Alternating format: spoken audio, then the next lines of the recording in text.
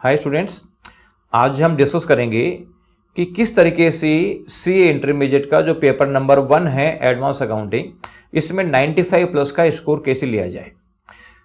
आपको पता है जो ओल्ड स्कीम थी उसमें 2 पेपर थे, अकाउंटिंग और एडवांस अकाउंटिंग, दोनों को मर्ज करके और नया पेपर बनाया हुआ है। पेपर जो का सिलेबस जो है वो काफ़ी लेंदी है, फिर भी मैं आपको वो तरीका बताऊंगा कि जिसको फॉलो करके आप 95 का स्कोर कर सकते हैं और इस सब्जेक्ट में कॉन्फिडेंस गेन कर सकते हैं। और जब पहला पेपर कॉन्फिडेंस से हो जाएगा तो बाकी सब चीज़ें आपकी ऑटोमेटिक निकल जाएगी। तो इस वीडियो को आप पूरा देखना और आप वीएसआई का यूट्यूब चैनल सब्सक्राइब करके बेल आइकन दबा के रखना और अपने दोस्तों को शेयर करना, जिससे ज़्यादा से ज़्यादा को इसका बेनिफिट मिले। तो देखो, सबसे पहले तो हम ये देखेंगे कि आपको कौन सा मैटर पढ़ना है, किस प्रायोरिटी में पढ़ना है, कौन सा मैटर नहीं पढ़ना, पढ़ने का क्या तरीका फॉलो करना है, ये सब चीजें मैं आप लोगों से डिस्कस करूंगा। तो सबसे पहले तो हमें देखते हैं कि इतना वास्ट सिलेबस है तो उसमें से फर्स्ट प्रायोरिटी पे क्या पढ़ें। तो देखो, आप ऐसा है, ईएस तो आप थोड़ा बाद में रखो, पहले अपन लेके चलते हैं। तो लगभग 45 मार्क्स के आसपास के जो क्वेश्चन है वो केवल और केवल जो है वो 4 चैप्टर में से आते हैं। और वो 4 चैप्टर कौन से हैं, उसमें से आप देखोगे तो एक तो चैप्टर नंबर 11 है, प्रिपरेशन ऑफ फाइनेंशियल स्टेटमेंट्स, जिसमें और दूसरा पार्ट इसका कैश फ्लो है। ये मान लो कि इन दोनों में से एवरेज 10 मार्क्स का क्वेश्चन तो आता ही आता है।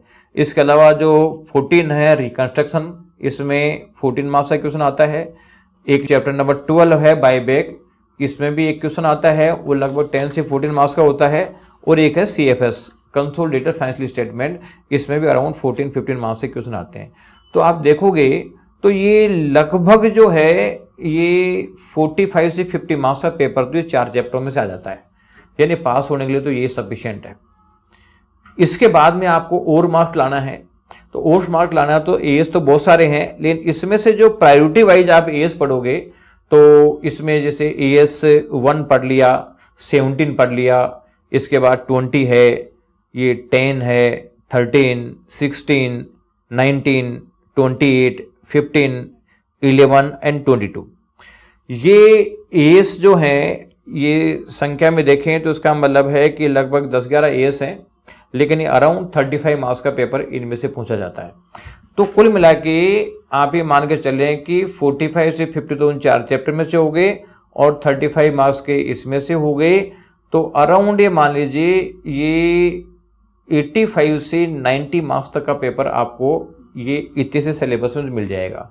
और ये मान के चलो कि जो मैंने सिलेबस बताया है वो आपका जो इंटर में जो पहले एक पेपर होता था अकाउंटिंग का, मान लो उसका सिलेबस भी लगभग इससे कम था, मैंने बताया, इससे ज़्यादा था मैंने बताया जैसे, और एडवांस अकाउंटिंग का भी ज़्यादा था। यानी दोनों में से मैंने बहुत कम सिलेबस बताया और कम सिलेबस बता के भी आपको ये हो गया कि आप इसमें से आराम से अच्छे मार्क्स स्कोर कर सकते हो। इसके अलावा देखो एक आध एएस और है, जो कंस्ट्रक्शन, जो एएस 7 है, एएस 9 है और एएस 12 है, ये एएस और कर लें आप। तो इन एएस को ढंग से करें और पहले काहे से करें, आप पढ़ें आईसीआई के स्टडी मटेरियल से। आप आईसीआई का स्टडी मटेरियल पढ़ें, इसके बाद में सेकंड प्रायोरिटी पे आता है आपका आरटीपी एमटीपी से स्टेट, और जो ये प्राइवेट ऑथर्स की बुक है, प्राइवेट जो कोचिंग्स के नोट्स है, किसी भी प्रायोरिटी में नहीं आता, यानी इसको पढ़ना यूजलेस है एक तरीके से। तो पहले आप क्या करें, पहले देखो मैंने जो आपको प्रायोरिटी वाइज चैप्टर बताए, 4 चैप्टर तो बताए, वो जो आपके बेसिक चैप्टर हैं, इसके अलावा एएस के चैप्टर बताए मैंने इंपोर्टेंट।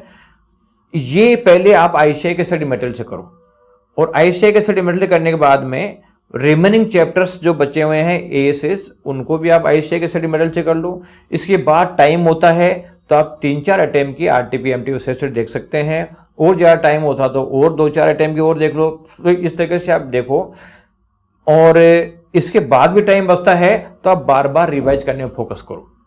अब ये बार बार रिवाइज कैसे करना है ये भी चीज़ आपको देखना है। तो देखो, बार बार रिवाइज करने के लिए आप क्या करो कि आपकी फैकल्टी जहाँ पे पढ़ाया होगा तो कंसेप्ट वगैरह समझाई होगी, कुछ स्टेप्स एजम्पशन वगैरह लिखाई होगी, उसको पढ़ो। उसको पढ़ के आईसीआई स्टडी मटेरियल के क्वेश्चन सोल्व करो।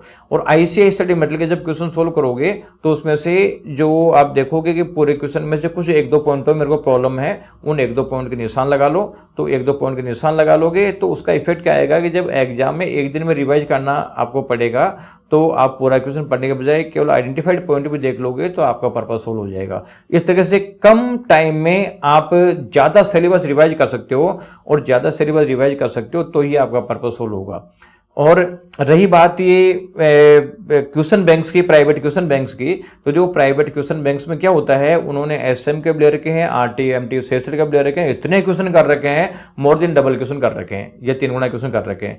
अब आप लोग क्या करते हो, ऐसे क्वेश्चन बैंक सोल्व करने के लिए आप कंसेप्ट पे तो फोकस करते नहीं हो और उन क्वेश्चंस को ज्यादा देखते हो, लेकिन क्या होता है कि उन क्वेश्चंस में भी पूरी वैरायटी कवर्ड नहीं है। पूरी वैरायटी कवर्ड होगी जो आप थ्योरेटिकली ढंग से पढ़ोगे। अब जो थ्योरेटिकल ढंग से पढ़ लोगे तो वैरायटी भी कवर हो जाएगी और आप ज्यादा करने की पोजीशन में आ जाओगे और सब चीज सही हो जाएगी, आपको कहीं पे भी दिक्कत नहीं आएगी। तो आपको केवल आईसीए का स्टडी मटेरियल फर्स्ट प्रायोरिटी में पढ़ना है। टाइम मिले तो आरटीपी एमटीपी सही स्टेट जो है वो डिसेंडिंग ऑर्डर में पढ़ना है आपको। बाहर का क्वेश्चन बैंक कुछ नहीं पढ़ना और इसी को बार बार रिवाइज करें और ये टारगेट सेट करें कि यार मेरे को 4 बार तो रिवाइज करना ही है। यानी आपका कोर्स खत्म होने के बाद में 4 बार आप रिवीजन का टाइम सेट कर लो, तो जब 3-4 बार रिवीजन हो जाता है तो एक ही चीज टिप्स पे आ जाती है और कम टाइम में ज़्यादा सिलेबस रिवाइज करने की पोजीशन में आ जाता है और फिर आपको रिजल्ट लाने में कहीं भी दिक्कत नहीं आएगी। तो पॉजिटिव की मेहनत करें, सब काम सही होगा। Thank you.